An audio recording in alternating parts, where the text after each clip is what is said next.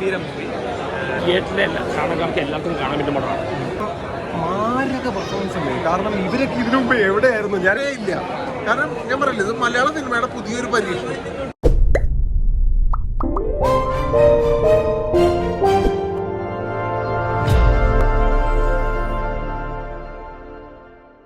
ഞാൻ ആറ്റോളം കണ്ടതാണ്. എങ്ങനെയുണ്ടായിരുന്നു പടം? നല്ലൊരു മൂവിയാണ്. കോമഡി ആണോ അതോ ഓഫ് ബീറ്റ് ഫിലിമാണ്. ഇന്നത്തെ പടങ്ങൾ കുറവാണ്. ഇത് തിയേറ്ററിലെ സാധാരണക്കാർക്ക് എല്ലാവർക്കും കാണാൻ പറ്റുന്ന പടമാണ്. അപ്പോൾ വാനപ്രസ്ഥ പടം മൂവിയായിട്ട് ഫിലിം ഫെസ്റ്റിവൽ പോയി തിയേറ്ററിൽ ഓടിയും ഇത് തിയേറ്ററിൽ ഓടുന്ന പടമാണ്. ആക്ടിങ് കാര്യങ്ങളൊക്കെ എങ്ങനെയുണ്ട്? ആക്ടിങ് സ്ക്രിപ്റ്റാണ് ഏറ്റവും കൂടുതൽ. ഇത്രയും ഡയലോഗ്സ് നല്ല ഡയലോഗാണ്. പഞ്ചവടി പാടുന്നതാണ്. അല്ല, എൻ്റെ ഒരു റിക്വസ്റ്റാണ് എല്ലാം തിയേറ്ററിൽ പോയി കാണും. പിടിച്ചു നിർത്തുമോ ആൾക്ക്? ഒരു ദിവസം പോലും ലാഗ് എനിക്ക് തോന്നിയിരുന്നു. ഞാൻ സാധാരണ ലാഗ് തോന്നി അപ്പം ഇറങ്ങി പോകണം. പക്ഷെ എനിക്കിത് ഒരു ദിവസം പോലും ലാഗ് തോന്നിയില്ല. നല്ലൊരു എൻ്റർടൈൻമെൻ്റ് എനിക്ക് തോന്നുന്നു. എങ്ങനെയുണ്ടായിരുന്നു മൂവി? ആട്ട മൂവി എനിക്ക് ഇഷ്ടപ്പെട്ടു. അതായത് നാടകം കാര്യങ്ങളൊക്കെ ആയിട്ട് റിലേറ്റ് ആയിട്ടുള്ള എല്ലാവർക്കും ഇഷ്ടപ്പെടുന്ന ഒരു പടം. കാരണം ഞാൻ നാടകങ്ങളൊക്കെ ഞാൻ അഭിനയിച്ചിട്ടുണ്ട്. അതുകൊണ്ട് തന്നെ എനിക്ക് പടത്തിൻ്റെ ഒരു 10-15 മിനിറ്റ് എന്തായാലും അത് മിസ് ചെയ്യാണ്ട് കാണാൻ തോന്നി. കാരണം ഡയലോഗ് ഈ തട്ടേ കയറിയുന്ന ഡയലോഗ് പറയുന്ന കാര്യങ്ങളൊക്കെ ഉണ്ട്. അതൊക്കെ രസമായിട്ട് തോന്നി. ലാഗ് കാര്യങ്ങൾ എന്തെങ്കിലും ഉണ്ടായിരുന്നു? ലാഗ് എന്ന് പറയുന്നത് ഇതിന്റെ കഥ പോണത് ആ ഒരു രീതിയിലാണ്. അപ്പൊ അതിന് ലാഗ് എന്ന് പറയാൻ പറ്റില്ല. കാരണം ഓരോ കഥകൾക്കും ഓരോരോ രീതികളുണ്ടാവല്ലോ. അങ്ങനെയാണ് എനിക്ക് തോന്നിയത്. പിന്നെ ഇതിൽ പാട്ടുകളുടെ നല്ലൊരു മിസ്സിങ് എനിക്ക് കിട്ടി.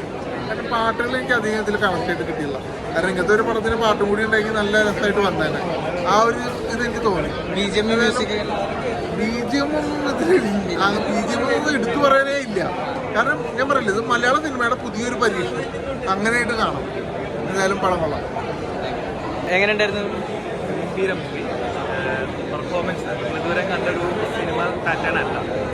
പക്ഷെ പെർഫോമൻസ് വൈസ് എല്ലാവരും ഒരുപിടി മുന്നിലാണ്.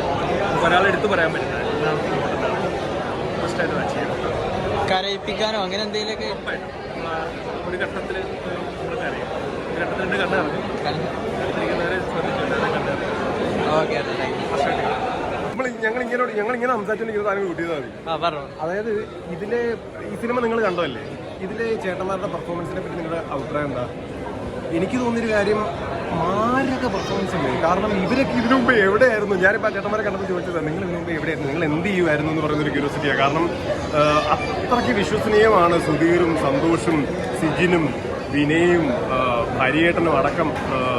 ഓൾറെഡി ഞാൻ പറഞ്ഞ ഷാജോനൊക്കെ ഓൾറെഡി നമുക്ക് കണ്ട് പരിചയമുള്ള ആർട്ടിസ്റ്റുകളാണ്. പക്ഷേ ഈ പുതിയ ആളുകളെ കാണുമ്പോൾ നമുക്ക് ഇതിനു മുമ്പ് എവിടെയായിരുന്നു, മറ്റേ ഇന്ത്യൻ ലുക്കിലെ ഡയലോഗ് പോലെ എവിടെയായിരുന്നു ഇതുവരെ എന്ന് ചോദിക്കാൻ തോന്നിപ്പോൾ അത്രയും മാരക പെർഫോമൻസ് ഡെലിവറി ചെയ്തിട്ടുണ്ട് ഇതിലെ ഈച്ച് ആൻഡ് എവരി ആർട്ടിസ്റ്റ്. ആട്ടം ആടി നിങ്ങൾക്ക് അടിപൊളി പടമാണ്.